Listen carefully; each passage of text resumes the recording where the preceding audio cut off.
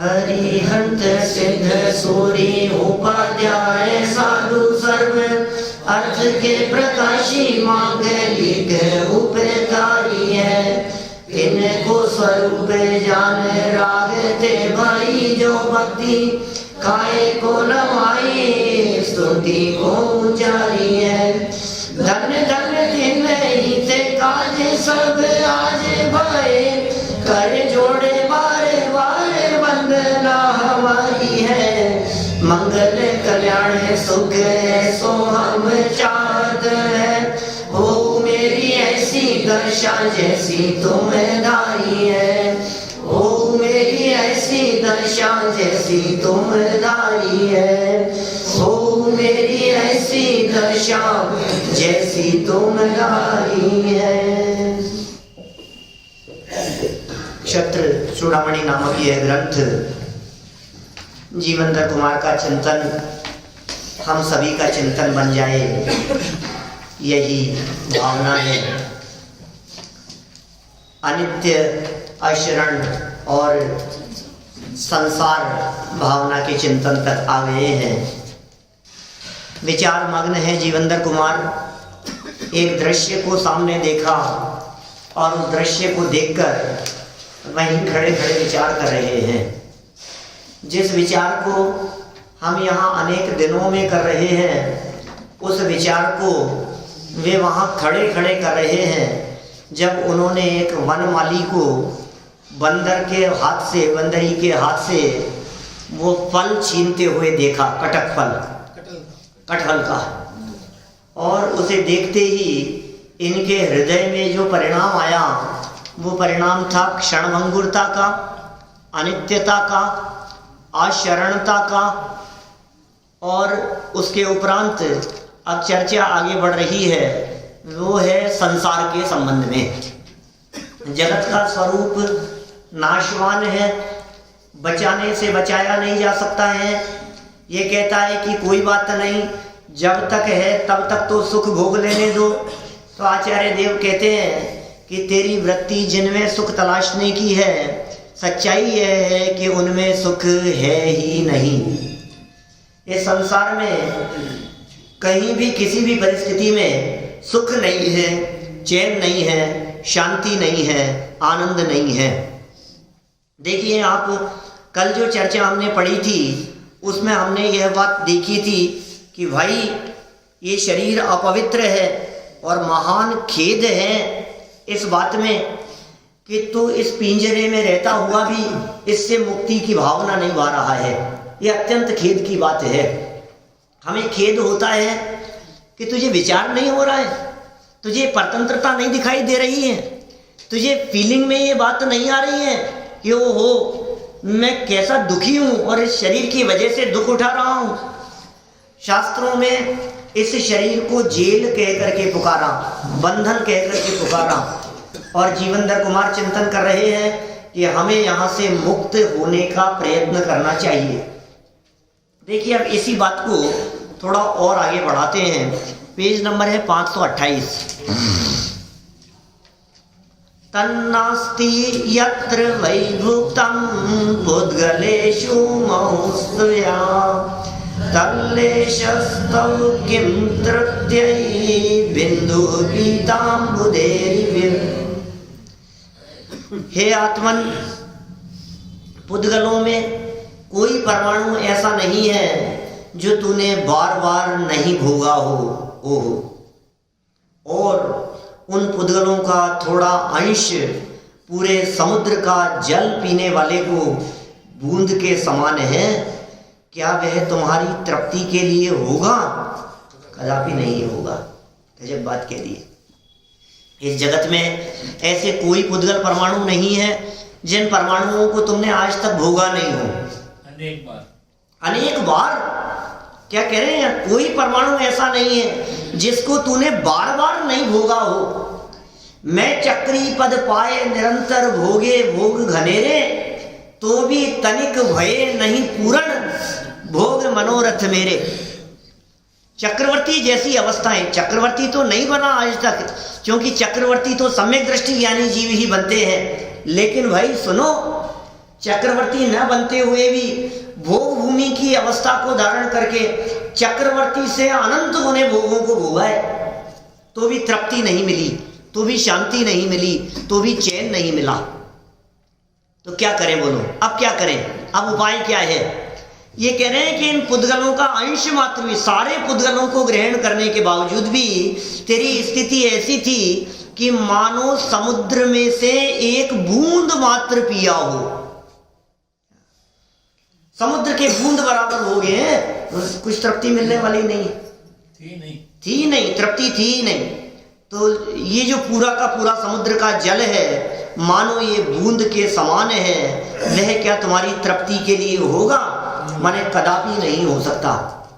आपको क्या लगता है? आप इन पुद्गल परावर्तनों की दृष्टि से जरा गहराई से विचार करके देखो, आप महसूस करेंगे ये जो जिनागम में जो बात कह रहे हैं कि कोई ऐसा शरीर नहीं है, सुंदर से सुंदर शरीर, जो भूतकाल में हमारे को ना मिला हो। कोई ऐसी जैकेट नहीं है, कोई ऐसा कोट नहीं है, किसी तरह की कंपनी का कोई ऐसा मोबाइल नहीं है, कोई ऐसा बंगला नहीं है जिसके हम भूतकाल में मालिक नहीं रहे हों। ये कह रहे हैं यहाँ। अंदाजा है आपको इसका मतलब क्या है?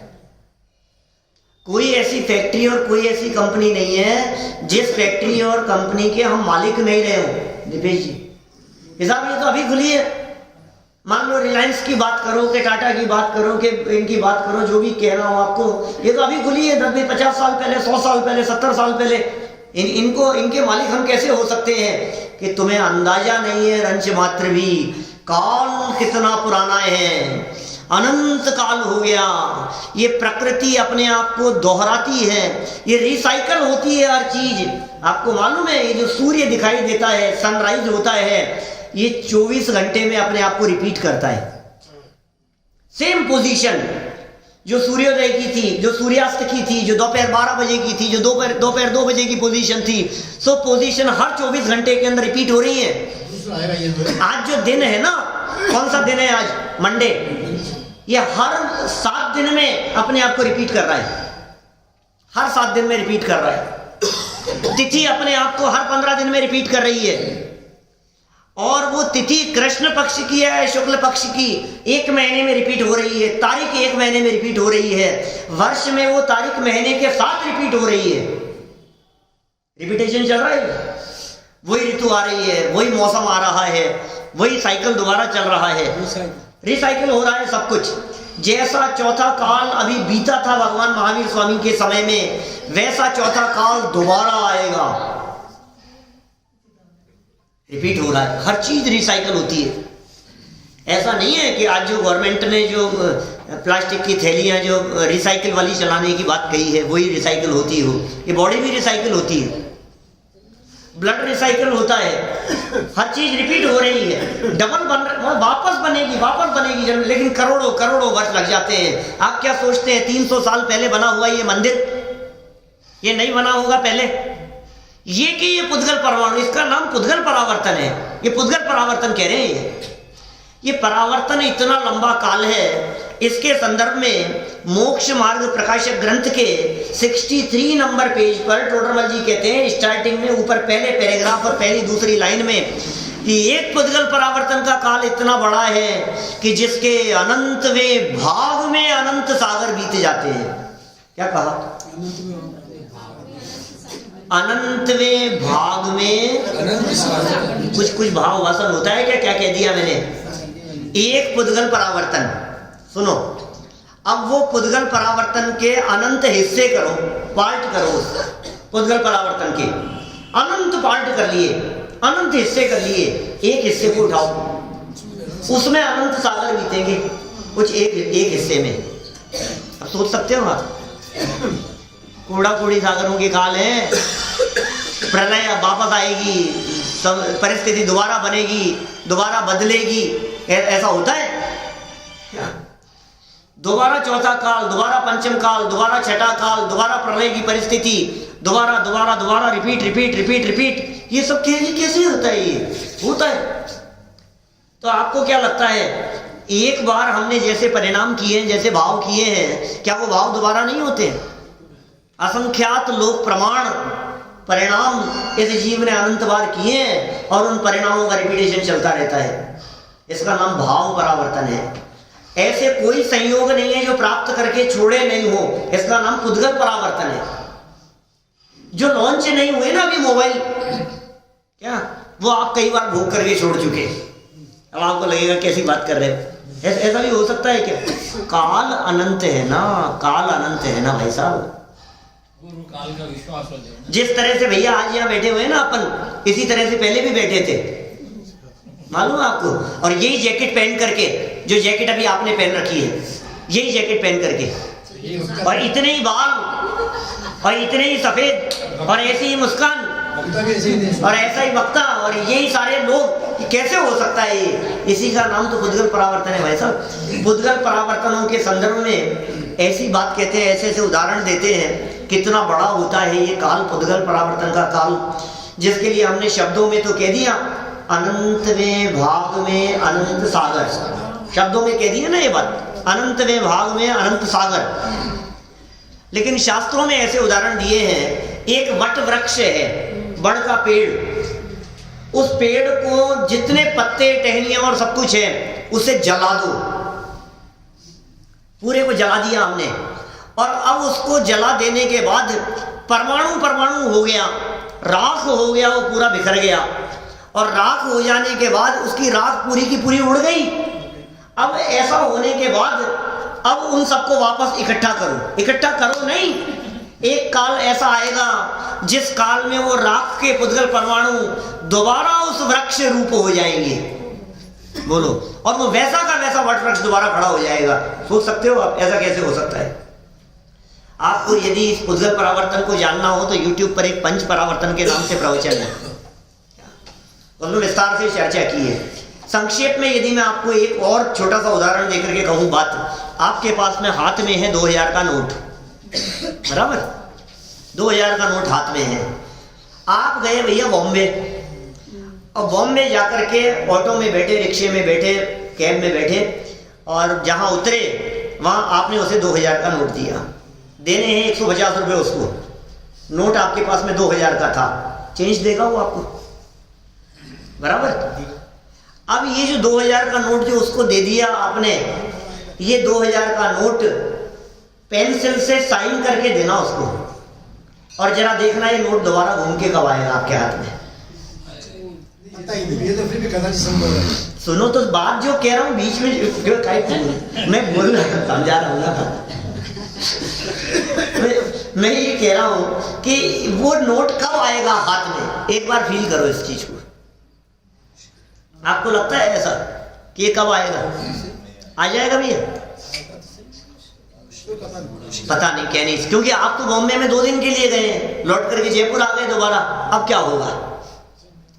अब जरा कल्पना करो कि मैं वो 2000 के नोट की बात नहीं कर रहा, उसने जो बाकी चेंज दिए ना आपको 1850 रुपए, उनमें 500 के नोट थे, 1000 का तो चलता ही नहीं है, बंद हो गया।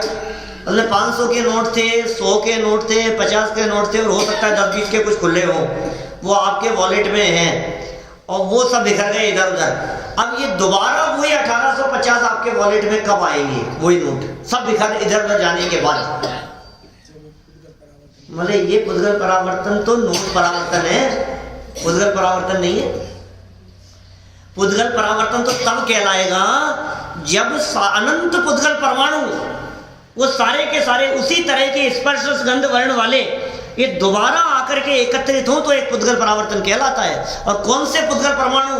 कि जन्म के प्रथम समय में जो पुद्गल परमाणु थे वे पुद्गल परमाणु वापस लौट करके आए, रिसाइकल होकर के। अनंत काल लग जाता है इसमें। जन्म का क्या मतलब?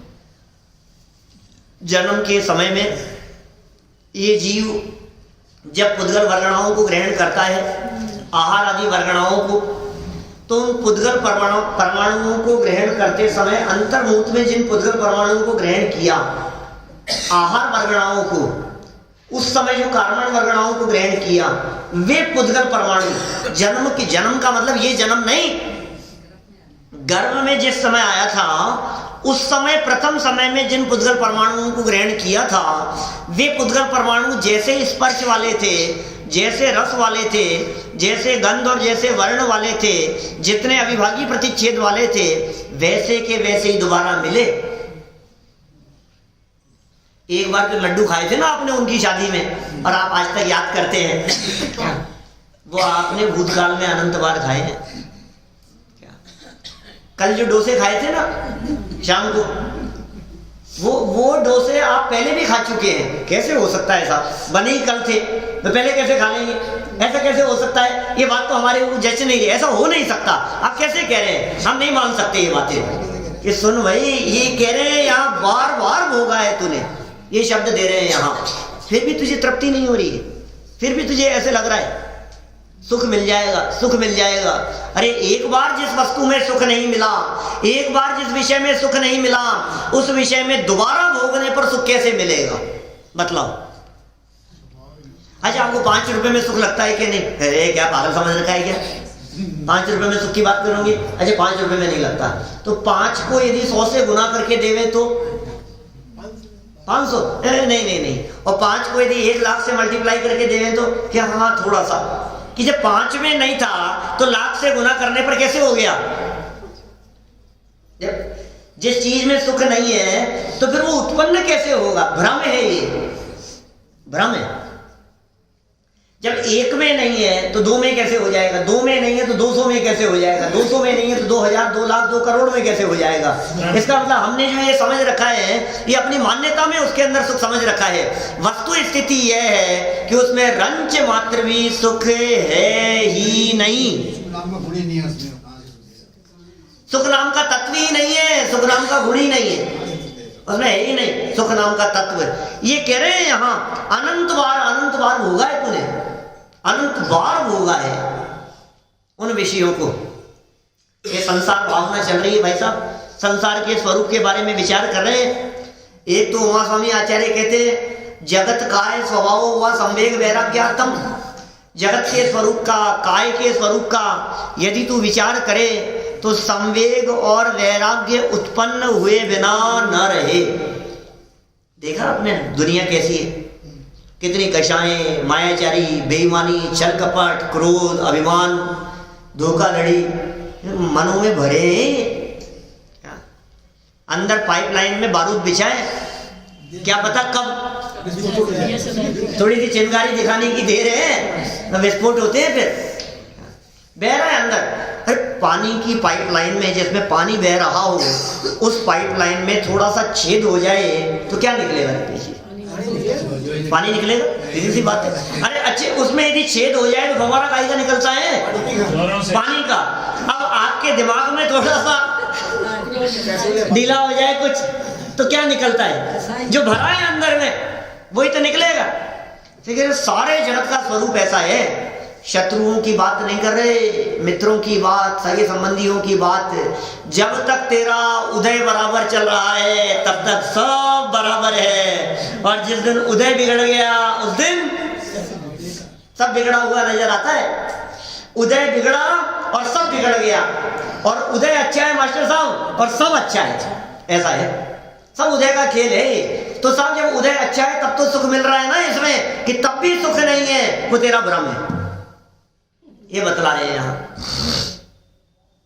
इसी संसार भावना के संदर्भ में दादा ने बहुत सुंदर लाइनें लिखी है। वो क्या कहते हैं? मंथन करे दिन रात जल, धृत हाथ में आवे नहीं, रज रेत पेले रात दिन पर तेल जो पावे नहीं, सद्भाग्य बिन जो संपदा मिलती नहीं व्यापार में, निज आत्मा के मान बिन त्यों सुख नहीं संसार में, सुख नहीं संसार में। नहीं आई समझ में बात? अरे साहब अब सुख मिल जाएगा, अब मिल जाएगा, अब तो मिल ही जाएगा। पहला डोसा खाने में तो मजा नहीं आया, अब दूसरा आएगा ना, क्योंकि पहला तो अच्छा नहीं बनता। फर्स्ट फर्स्ट वाला जो बनता है ना उसमें वो आनंद नहीं दिखता हमारे को। अब दिखेगा हमारे को, सेकंड में आएगा, थर्ड में आएगा, और सेकंड थर्ड तक आते आते तो क्या होता है, फिर तो ऐसा हो जाता है कि अब तो पता नहीं कहाँ चला गया, अब तो बस अब नहीं, ऐसा लगने लगता है हमारे को। भाई तेरी हालत ऐसी है, मंथन करे दिन रात जल पानी, पानी को मथ रहे हैं, कितनी देर में घी निकलेगा?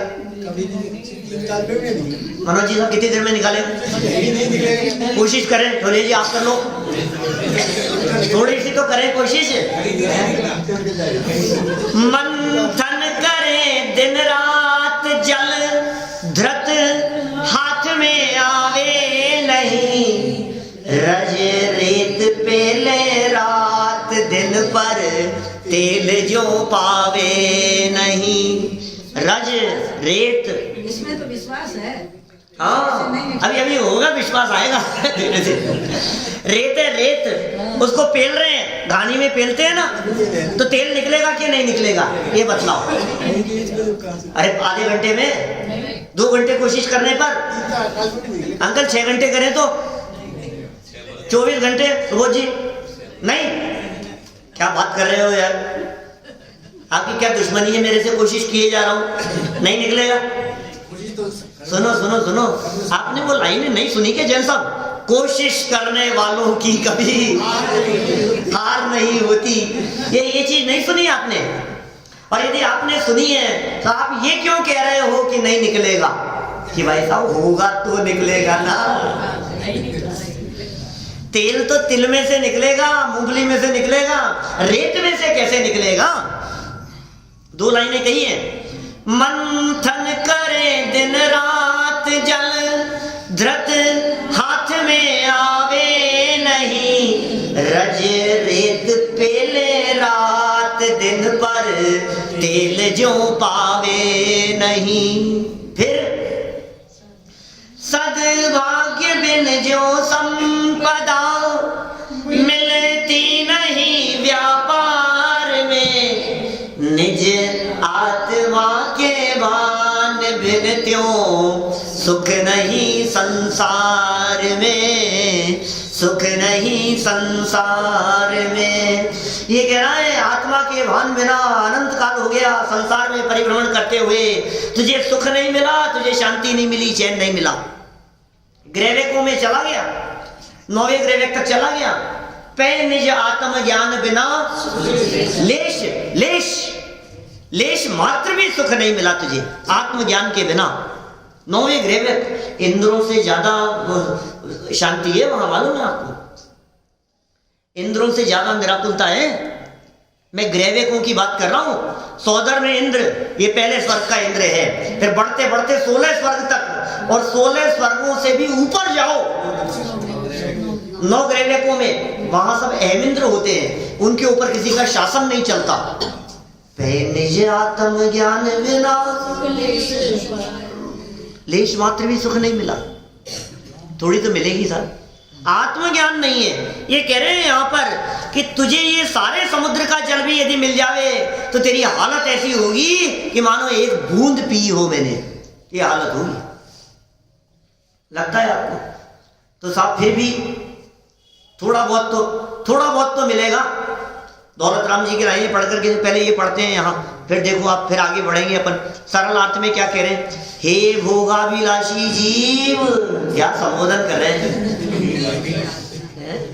हे भोगों की अभिलाषा रखने वाले, हे भोग अभिलाषी, भोगों की इच्छा रखने वाले, भोगों की तमन्ना रखने वाले, हे भोगाभिलाषी जीव, इस संसार में जो अनंत अनंत पुद्गल द्रव्य हैं, कितने पुद्गल द्रव्य हैं आप सोच सकते हैं? इस पिलर के जो पुद्गल परमाणु है, ये पुद्गल के परमाणु लड्डू रूप होकर के हमने खाए हैं।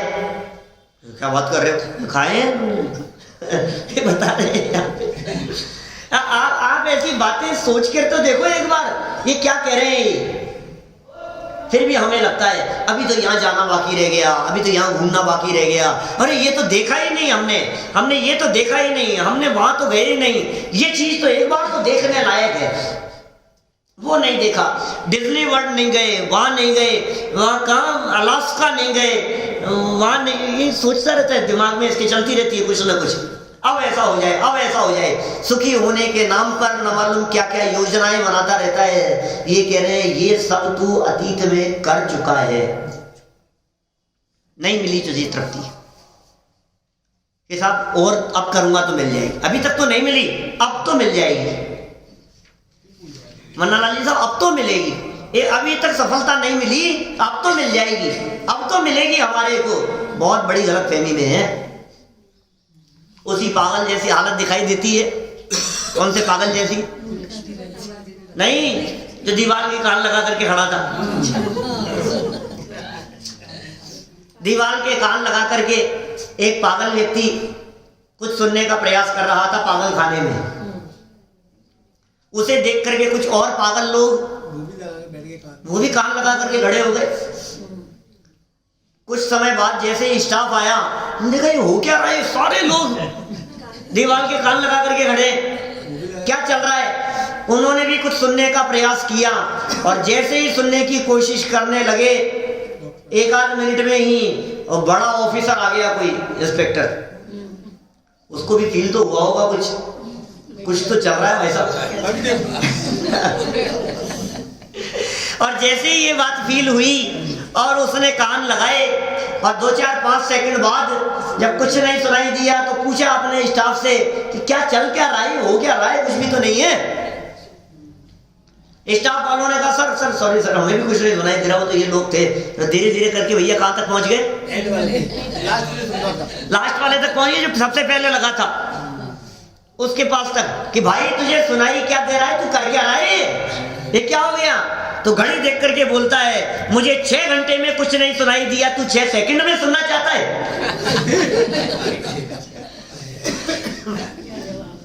बोलो, 6 घंटे में काम नहीं हुआ, 6 सेकंड में नहीं होगा ना। अच्छा, जो काम 6 घंटे में नहीं हुआ वो 16 घंटे में तो हो जाएगा। आवाज ही नहीं है, आवाज ही नहीं। जहां दीवार के पीछे आवाज है ही नहीं तो कितनी देर कोशिश करें। जिन पुद्गलों में सुख है ही नहीं, उनमें कितनी देर प्रयत्न करें कि सुख मिल जाए। कितना भी कर लो, ये कह रहे है नहीं, इसलिए तुझे मिलेगा नहीं। हे भोगाभिलाषी, इस संसार में जो अनंत अनंत पुद्गल द्रव्य हैं, उनको यह जीव माने कौन? जैन साहब, उनको मैं अनंत बार भोग चुका हूं, अनंत बार भोग चुका हूं। भोग चुका है, अभी तो आचार्य देव कह रहे हैं ना बात, भोग चुका हूं। अतः तुमने जो भोगा नहीं है, ऐसा एक भी पुद्गल परमाणु शेष नहीं है। ओह, एक भी पुद्गल परमाणु यहां शेष नहीं है। जैसे समुद्र भर पानी पीने के इच्छुक व्यक्ति को समुद्र पीने की इच्छा हो, इतनी उसकी तड़प हो अंदर में, और एक बूंद पानी पीने को मिले तो उसे कभी संतोष नहीं हो सकता। जैसी हालत किसी ऐसे व्यक्ति की होती है जिसकी इच्छाएं इतनी ज्यादा हो और मिले इतना सा, तो फिर उसे संतोष नहीं। अभी देखो, समुद्र की इच्छा और बूंद मिले तो संतोष नहीं होता, ये आपको समझ में नहीं आ रही। लेकिन आपको भरपेट डोसे खाने की इच्छा थी और एक घास खा करके छोड़ दिया, छीन लिया, चखा दिया, अब नहीं मिलेगा। अब क्या होता है? भूख तेज लग रही है और इच्छा बहुत है, और एक घास खा करके छीन लिया। या समझ लो आप उस बालक को वो चॉकलेट, वो क्या कहते हैं, कुल्फी, वो चटाई, और चटाने के बाद हटा दी, अब नहीं। अब जो तड़प होती है, जो वेदना होती है, ये वो तो कुछ नहीं है। ये तो कह रहे हैं समुद्र के सामने बूंद मिली है, समुद्र के सामने बूंद। वैसे ही वर्तमान कालीन कुछ पुद्गलों का सेवन करने से तुम्हें संतोष नहीं हो सकता, संतोष नहीं मिल सकता। वर्तमान में कुछ पुद्गलों का सेवन किया, संतुष्टि मिल जाएगी?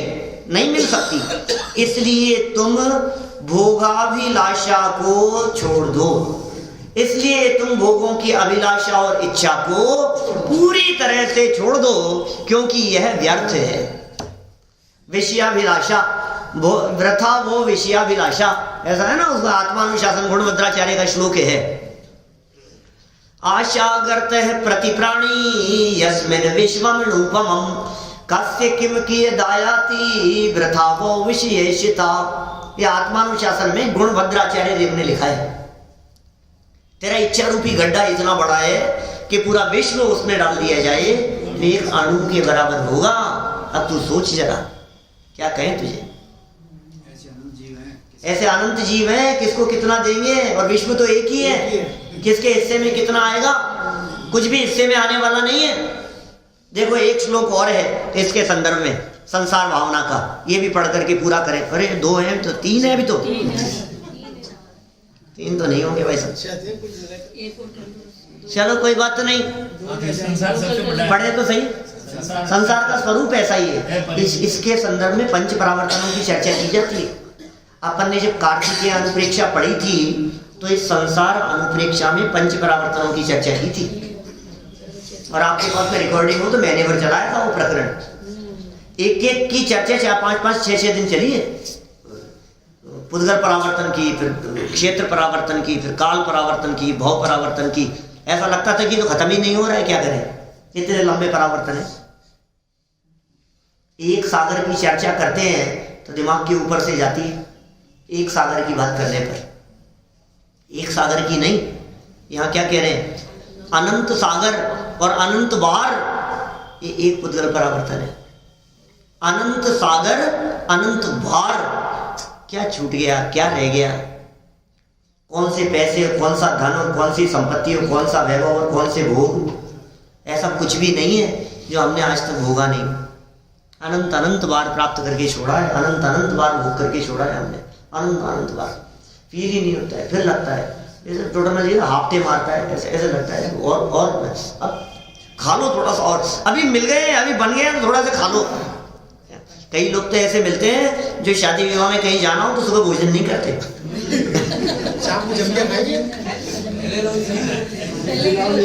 पहले के लोग करते थे। वही सुबह भोजन करेंगे, शाम को खाएंगे भरपेट।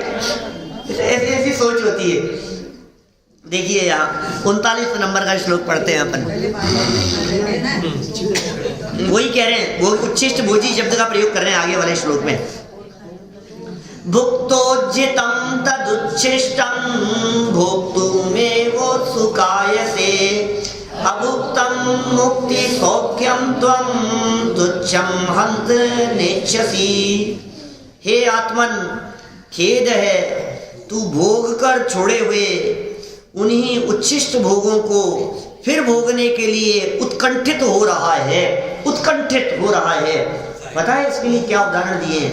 इसी लाइन के लिए ये कह रहे हैं, उल्टी कर दी, वमन कर दिया, और उल्टी करने के बाद अब दोबारा उसको खाए। शब्द ही कैसे लगते हैं, सुनने में कैसा लग रहा है, बोलने में मुझे कैसा फील हो रहा है। वमन कर देने के बाद, उल्टी कर देने के बाद दोबारा उसे भोगने की, खाने की चेष्टा करना, ये इसी प्रकार की चेष्टा है। भोगे हुए भोगों को त्याग देने के बाद पुनः भोगने की चेष्टा करना। बोलो, ये कह रहे हैं वो तो भावना है। नहीं होवे, सुमिरन मात्र भी नहीं होवे, इच्छा मात्र भी नहीं होवे उसकी। ज्ञानियों को नहीं होती है उसकी इच्छा, और अज्ञानी जीव उसको दोबारा भोगने की इच्छा। एक बार फिर अवसर मिलेगा तो, अरे क्या सोचता है तू, भोगे जो भोग पहले उनका न होवे सुमिरन, स्मरण भी नहीं हो। भोगना तो बहुत दूर की बात है।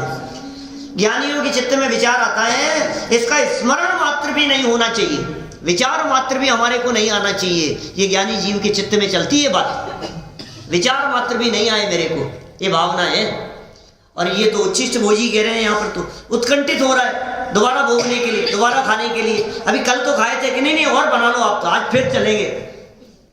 2 दिन पहले, अभी तो और इसकी इच्छाएं पूरी नहीं होती है। तृप्ति इच्छाओं की पूर्ति में सुख मानता है, लेकिन पूर्ति नहीं होती इंद्रिय के विषय में, सब में। अकेले खाने की क्यों बात करो, सभी है, स्पर्शन इंद्रिय के भोग है, रसना इंद्रिय के हैं, घ्राण इंद्रिय के हैं, चक्षु इंद्रिय के हैं, कर्ण इंद्रिय के हैं। बार बार सुनना चाहता है, बार बार भोगना चाहता है, बार बार देखना चाहता है, स्पर्श करना चाहता है, ठंड में अच्छी रजाई में से निकलना नहीं चाहता है, तो सब भोगता है इस तरह के। देखो अब उत्कंठित हो रहा है, पूर्व में नहीं किया है भोग जिसका, ऐसे महान मोक्ष रूपी सुख की इच्छा नहीं करता, मोक्ष सुख की इच्छा नहीं करता, जो तूने भूतकाल में आज तक कभी भी प्राप्त नहीं किया है। तूने आत्मा के अतीन्द्रिय सुख का उपभोग कभी नहीं किया, तूने उस अतीन्द्रिय आनंद का टेस्ट कभी नहीं लिया, तूने उसे कभी नहीं चखा, उस स्वाद को। समझ में आ रही है बात? वो जो स्वाद था, जो आत्मा का स्वाद था, जो अतीन्द्रिय स्वाद था, जो इंद्रियातीत था, उस स्वाद को तूने कभी नहीं चखा। एक बार यदि उस स्वाद को चख लेवे तो फिर आगम में, भजनों में कहते हैं रस नीरस हो जात तत्क्षण, अक्ष विषय न सुहावे, जब निज आत्म अनुभव आवे। जब निज आत्म तत्व का अनुभव आता है तब इसको कुछ भी सुहाता नहीं।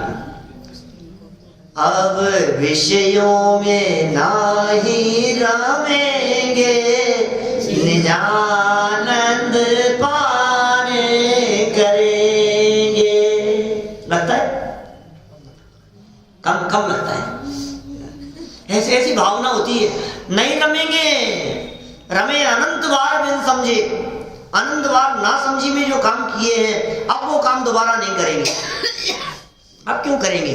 समझदार होने के बाद भी। आपको मालूम है जब आप ना समझ थे तब आप कई बार कागज खा जाते थे, और कागज तो छोड़ो, कई बार जूते और चप्पल जब हाथ में आते थे तो वो भी मुंह में चले जाते थे। आपको पता है क्या भाई साहब? मालूम है आपको? ऐसा किया है आपने कई बार, और आपसे छीन लिया जाता था और फिर थोड़ी देर बाद में फिर वही जाकर के उसको मुंह में खाता था। किया है कई बार? सबने किया है, सबने। या कोई नहीं है ऐसा जिसने चप्पल जूते नहीं खाए हो? अरे मास्टरों के हाथ से नहीं, अपने हाथ से। वो चप्पल जूते खाना अलग बात है, माँ बाप के हाथ से पड़े हो वो अलग बात है। यहाँ तो खुद के हाथ से खाए और छीने, और फिर अंदर की भावना कैसी होती होगी, ये मुझसे छीन लेते हैं, मुझे तो मजा आ रहा है, मुझे तो इसमें शांति मिल रही है। लेकिन समझदार हो जाने के बाद अब कौन कौन खाने को तैयार है? कौन खाए? यही बात कह रहे हैं।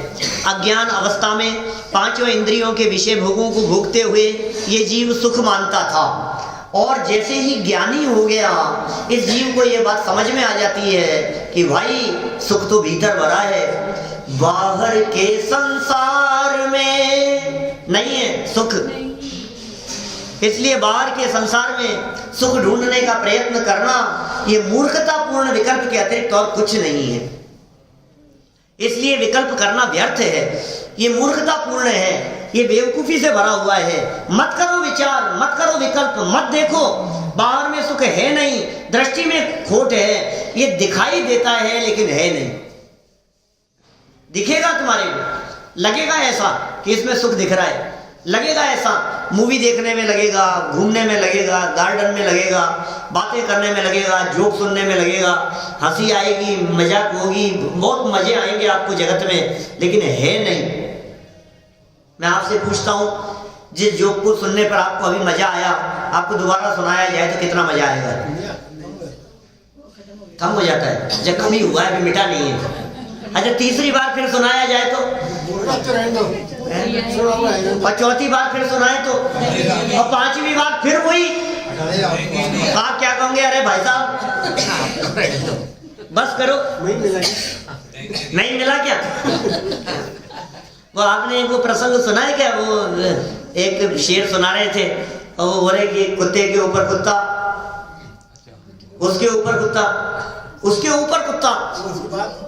तो लोग पहले तो शुरू में कह रहे थे वाह वाह आगे सुनाओ, फिर बोले उसके ऊपर, बोले फिर उसके ऊपर एक और कुत्ता। अरे भाई साहब आगे भी तो बोलो क्या हाँ सुनो, आगे सुनो, फिर उसके ऊपर एक कुत्ता। 2-5 मिनट हो गए भाई साहब, लेकिन इससे सेंस क्या है? बोले सेंस नहीं, बैलेंस देखो।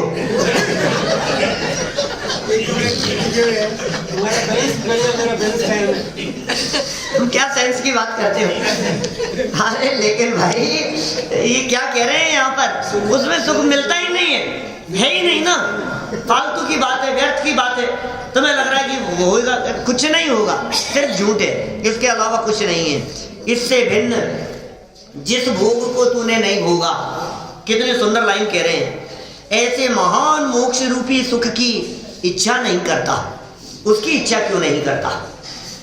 देखिए सरल अर्थ पढ़ता हूं, फिर कल 2 श्लोक पढ़ेंगे आगे।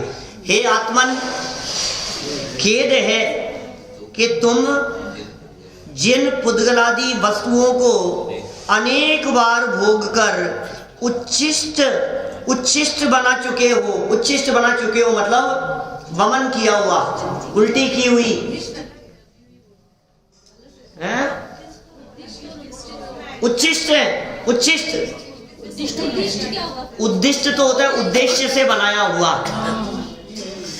मुनिराज उद्दिष्ट भोजन के त्यागी होते हैं, उनके उद्देश्य से बनाए हुए भोजन के त्यागी होते हैं। ये उद्दिष्ट नहीं है, ये उच्छिष्ट है।